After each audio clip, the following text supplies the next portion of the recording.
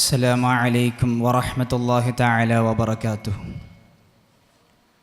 بسم الله والحمد لله والصلاة والسلام على أشرف رسول الله وعلى آله الفائزين برضا الله أما بعد. ബഹുമാനാദരവുകൾ നിറഞ്ഞ സാദാത്യങ്ങൾ, ഉസ്താദുമാർ, ശബ്ദം ശ്രവിക്കുന്ന മുഅ്മിനീങ്ങളെ,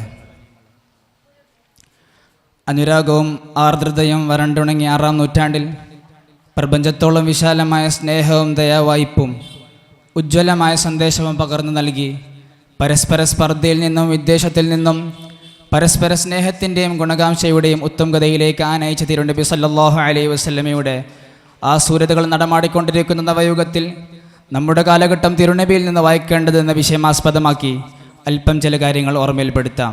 നാഥൻ തൗഫീഖ് നൽകുമാറാകട്ടെ. കാലത്തിൻ്റെ അധിപനായ അല്ലാഹു സുബ്ഹാനഹു വ തആല ലോകത്തിന് പകർന്നു നൽകിയത് സർവ്വതും തിരുനബിയിലേക്ക് മടങ്ങാനാണ്.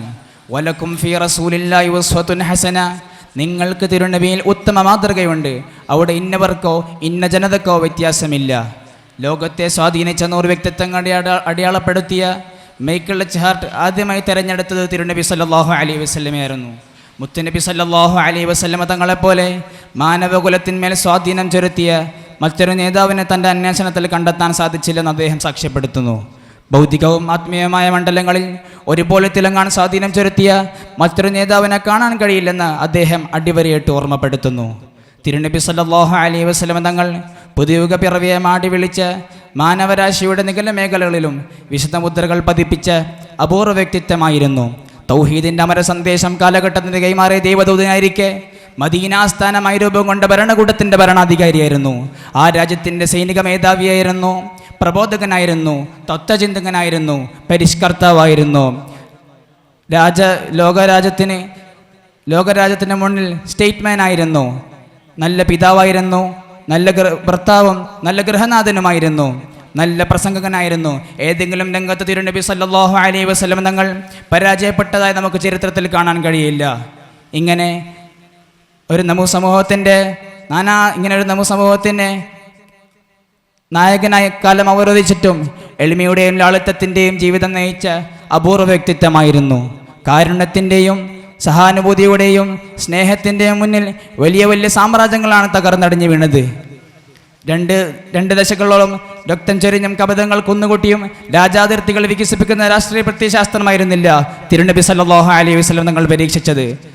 2 ദശകളോളം 70 ചില്ലാനും യുദ്ധം ചെയ്തിട്ടും മൊത്തം 1018 പേർക്ക് മാത്രമാണ് ഇരുപക്ഷത്തുമായി ജീവൻ പോയതെന്നുള്ളത് വാൾത്തലപ്പ് കൊണ്ടുള്ള മതപ്രചാരമോ സർവനാശം വിതച്ചുള്ള സാമ്രാജ്യ വികാസമോ മുത്തുനബി സല്ലല്ലാഹു അലൈഹി വസല്ലമ തങ്ങൾ അനുവദിച്ചില്ല എന്നത് ഭീകരതയുടെ മേൽ അടിച്ചമർത്താൻ ശ്രമിക്കുന്നവർ മനസ്സിലാക്കിയിട്ടുണ്ടെന്ന് സംശയമാണ്.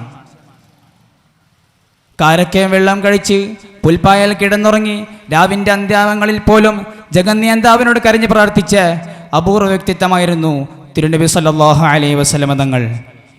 ഇതുപോലെ ലോകത്തിന് മുന്നിൽ സ്വാധീനം ചെലുത്തിയ മറ്റൊരു നേതാവായി നമുക്ക് കാണാൻ കഴിയില്ല. ഇങ്ങനെ നാനാതുറകളിലും ഹബീബ് സല്ലല്ലാഹു അലൈഹി വസല്ലമ തങ്ങളുടെ ദാർശനികമായ ഇടപെടലുകൾ ദർശിക്കാൻ നമുക്ക് കഴിയും. കാലം കാതോർക്കുന്ന ഉത്തമമായ പരിഹാരങ്ങളും ആ ഒരു ജീവിതത്തെ പഠനവിധേയമാക്കിയവർ പുൽകി എന്നതുമാണ് യാഥാർത്ഥ്യം. ആധുനികയുടെ മെച്ചിൻപുറങ്ങളിൽ അലിഞ്ഞു തിരിഞ്ഞു നടക്കുന്നതിന് പകരം നവയുഗത്തിൽ സമൂഹം നേരിടുന്ന പ്രശ്നങ്ങൾക്ക് നമുക്ക് പരിഹാരങ്ങൾക്കായി തിരുനബി സല്ലല്ലാഹു അലൈഹി വസല്ലം തങ്ങളുടെ പാഠങ്ങളെ നമുക്ക് ഉൾക്കൊള്ളാം എന്ന് പറഞ്ഞുകൊണ്ട് ഞാൻ അവസാനിപ്പിക്കുന്നു. ആഖിറു ദഅവാന അനിൽ ഹംദുലില്ലാഹി റബ്ബിൽ ആലമീൻ. അസ്സലാമു അലൈക്കും വറഹ്മത്തുള്ളാഹി വബറകാതുഹു.